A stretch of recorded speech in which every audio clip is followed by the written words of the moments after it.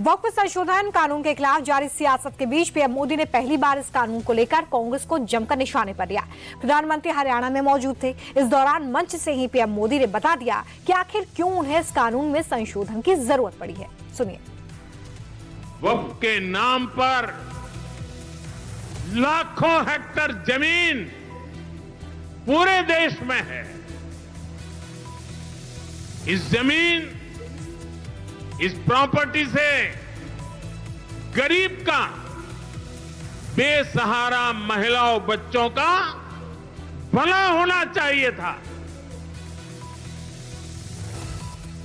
और आज ईमानदारी से उसका उपयोग हुआ होता तो मेरे मुसलमान नौजवानों को साइकिल के पंक्चर बना करके जिंदगी नहीं गुजारनी पड़ती। प्रधानमंत्री के इस बयान पर कांग्रेस चीफ मल्लिकार्जुन खड़गे भड़क गए। मीडिया को संबोधित करते हुए खड़गे ने प्रधानमंत्री पर संविधान के अपमान का आरोप लगाया। खड़गे ने पूछा कि आखिर बीजेपी ने बाबा साहब के कौन से सिद्धांतों का पालन किया है।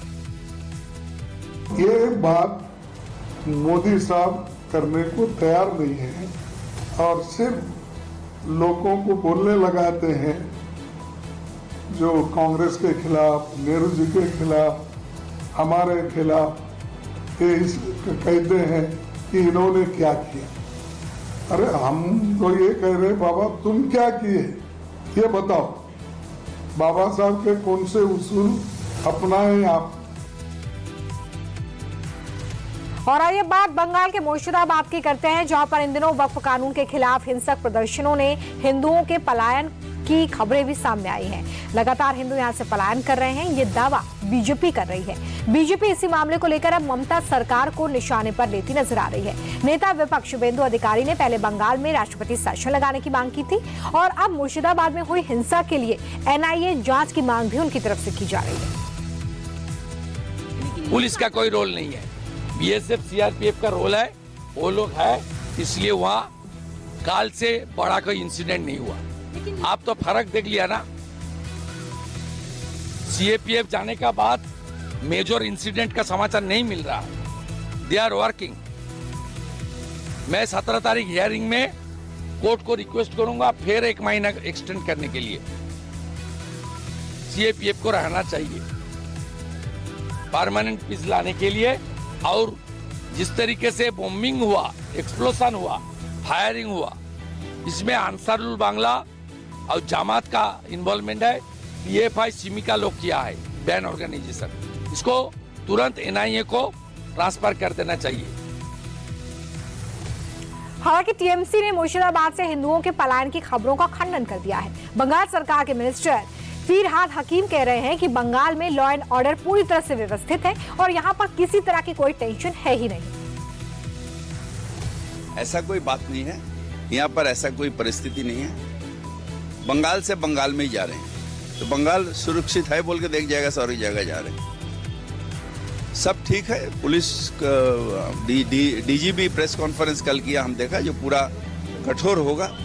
एक घटना घट गई है, उसको लेके ऐसा कुछ नहीं होना चाहिए। वो घटना ऐसा, इससे बहुत बड़ा घटना यूपी पे, इसमें गुजरात में घटी थी। उसके बाद भी लोग चुप था। और आइए बात करते हैं चुनावी राज्य बिहार की, जहां पर हरियाणा के मुख्यमंत्री नायब सिंह सैनी के एक बयान पर जबरदस्त सियासी घमासान देखने को मिला। नायब सिंह सैनी ने कहा कि डिप्टी सीएम सम्राट चौधरी बिहार में बीजेपी विधायक दल के नेता है और ऐसे में उनके नेतृत्व में इस बार भी जीत बिल्कुल पक्की है। इस बार तेजस्वी यादव का कहना है कि बीजेपी अब बिहार में जेडीयू को साइडलाइन करने की प्लानिंग कर रही है, लेकिन बिहार की जनता एनडीए को इस बार बहुमत नहीं देगी। कौन नहीं सीएम बनेगा ये तो बता दो। काहे आप लोग झगड़ा लगवा रहे हैं उन लोगों में। 2 दिन बाद दूसरा नाम आ जाएगा, क्यों चिंता कर रहे हैं? लोग आपस में नूरा कुश्ती लोग करते रहे। सीएम इस